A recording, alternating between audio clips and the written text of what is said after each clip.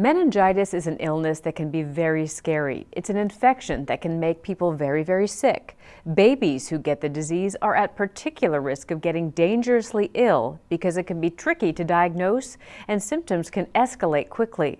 More on how to recognize and treat meningitis from Mayo Clinic. Very smiley, very happy kid. That sums up little Jimmy Morse. But when symptoms of meningitis hit, he became very lethargic. He had a very high temp, 104.5 under the arm, and he was making a lot of moaning noises and just was not with it and wasn't acting like himself. And he had a rash, like a little bit of a reddish rash on his stomach. Since Jimmy's a baby, he couldn't tell anyone if he had two other telltale signs of meningitis: headache and stiff neck. So meningitis is inflammation of the membranes around your brain and spinal cord. Dr. Ritu Banerjee says meningitis can be caused by viruses or bacteria. Bacterial meningitis is more severe.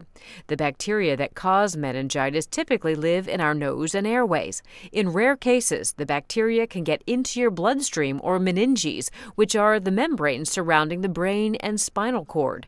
Left untreated, meningitis can cause brain damage and even death. So it's vitally important to get emergency treatment fast. Jimmy did. His parents took him to the emergency room where doctors diagnosed him with bacterial meningitis. He was admitted to the hospital and stayed for 7 days as he received IV antibiotics. When Jimmy got home, he continued oral antibiotics for 5 days. Jimmy was very lucky.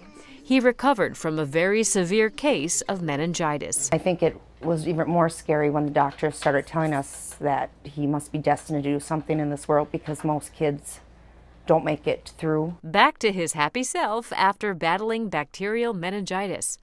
Dr. Banerjee says the best way to protect against bacterial meningitis is for children and adults to get routinely recommended vaccinations. And to prevent viral meningitis, wash hands often, don't share utensils, do the same things that help prevent cold or flu. For Medical Edge, I'm Vivian Williams.